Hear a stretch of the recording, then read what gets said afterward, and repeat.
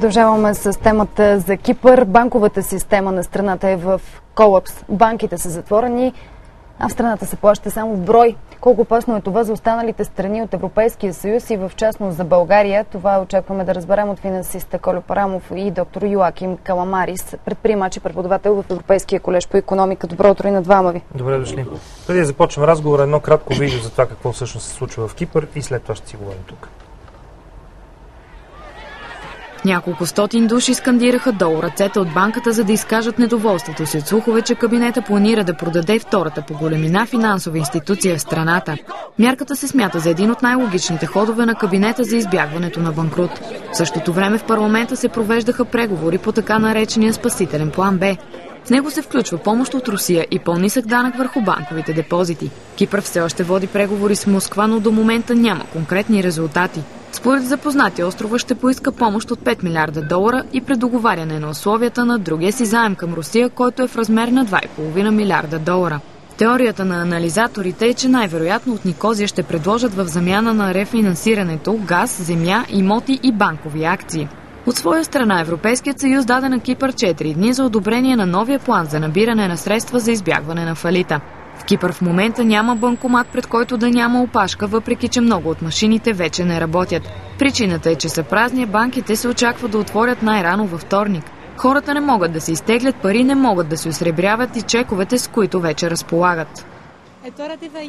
Не знам какво да правя. Имам само 20 евро, трябва да заредя колата, да ида до Ларнака. Не знам какво да правя, изпадам в паника.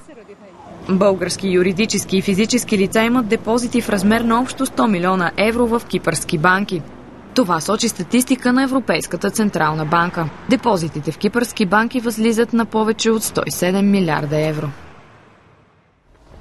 Така. Сега вече трябва да разберем и подробностите. Търсят около 6 милиарда евро кипърците, за да си стъпат на краката. Нали така? А тази сутрин, понеже се чува в репортажа, че се търси помощ от Русия, излезе информация, че преговорите там са пред пълен провал и няма да им дадат пари. Да, и миналия ден и вчера са пред пълен провал. Така. Какво следва от тук нататък? Очаква се и другото. Русия да изтегли част от парите, които са в Кипър, и да ги прати на Курилите, за да може да организира нова свободна икономическа зона. Но проблема за Кипър е фундаментален от гледна точка на времето. Още преди 2 години аз не съм сигурен дали Димитрис Аврамопулос, който сега е външен министър на това правителство и вице-премиер, или някой друг от гръцкото правителство беше казал на Меркел, че днес сме ние, но утре, когато Кипър се запали, нещата ще станат много по-сложни. И дойдохме до този момент, защото интересите на много хора в Кипър се преплитат. Тази информация, която се дава за нашите медии, че български физически и юридически лица имат 100 милиона евро в Кипър, не е вярна. Коя е вярна? Повече ли са? Много повече са парите там. Аз смятам, че са над 1 милиард. Над 1 милиард? Над 1 милиард. Още повече, че много от парите на българската олигархия са в шифърни сметки в Кипър и те са в рамките именно на тези 107 милиарда депозити. Защото няма олигарх от България, който да няма сметка в Кипър, 1, 2 и повече сметки. Едно е, декларираните може да възлизат на 100 милиарда, но другите са много, много повече. Банковата система на Кипър работеше прекрасно, прецизно и точно. Днес тя е поставена пред угрозата заради други огромни интереси в света. Целта е да се блокира еврото, да падне на курс 1 към 1,15 към долара, да се блокира системата финансовата в Европа, и това го искат щатите и някои други кръгове, за да могат да преизпонират друго икономическо влияние в Европа. Започва се от Кипър и много трябва да се внимава с Кипър, защото ако пламне Кипър, пламва еврото. Това означава ли разпад на Европейския съюз? Оттам става много сериозно вече и в цялостен политически, държавен, економическо влияние искат според вас щатите? Има определени кръгове, които имат интерес. Кои са тези кръгове? Откъде идват? Вижте, значи, ако започнем да тръгваме отзад напред, значи трябва да отидем в една комисия специална. Оттам можем да отидем на един кръг, който управлява Европа и света. Има органи и системи, които са в противоречие за стабилността на Германия и Франция и днеска не са съгласни на това скъпо евро и на този междинен хоризонт за Европа, който се формира сега. Съгласен ли сте, господин Калмари? Абсолютно. Този конкретен елит, който споменавате, е зад всичко това, което се случва. Мисля, че отваряйки вратата на МВФ в Европа, ние видяхме днес, че Кипър не заприлича на европейска страна, по-точно заприлича на една латинска страна, както по времето Аржентина. За съжаление, аз не виждам и лесен изход от проблема. Тук не е въпрос дали Русия ще спаси Кипър или дали Германия ще спаси Кипър.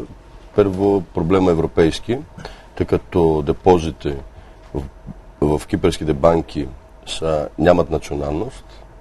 Това може малко или много да ни радва, защото по този начин ще могат всичките заинтересовани страни да решат проблема тук и сега, а не това да стане една вирусна ситуация финансова, да стане едно домино. Започва и от Гърция, Португалия, Испания, Италия, Ирландия и Кипър, както виждаме. Мисля, че ако тези проблеми не се решат сега, както се породиха, ще има много по-сериозни проблеми. Ще виждаме една Европа, която няма да прилича на себе си и социално, и финансово. Ние го виждаме, защото искаме понякога да криеме нашите проблеми, но това не е истина. Аз се наблюдавам непрекъснато хора, които се самозапалят. Това е предела на човешкото състояние. Мисля, че някои от политиците, вместо да говорят за тълпата протестиращи, би трябвало да угодят на тези хора, тъй като ние мърцаливите имаме граници. Руснаците вече обаче имат идеи и карат Кипър да се оттегли от Европейския съюз. Руснаците, мисля, че не става въпрос за идеи, става въпрос за някаква алтернатива и предложение, които имат. Става въпрос за пари. Да. Точно така.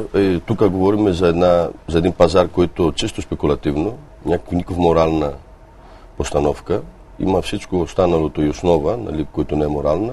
Всичко останало е само спекула, пари и финансова наглост. Трябва да спре, защото хората ще създадат по-сериозни проблеми. Хората, които са обикновените, те нямат с какво да живеят. Трябва малко и политическия елит в света да го разбере това. Господин Панов, кажете ни обаче какво ще се случи с българските пари? Какво ще се случи с нас, българите, след като казвате 1 милиард? Сега, едно изречение преди да ви отговоря на въпроса.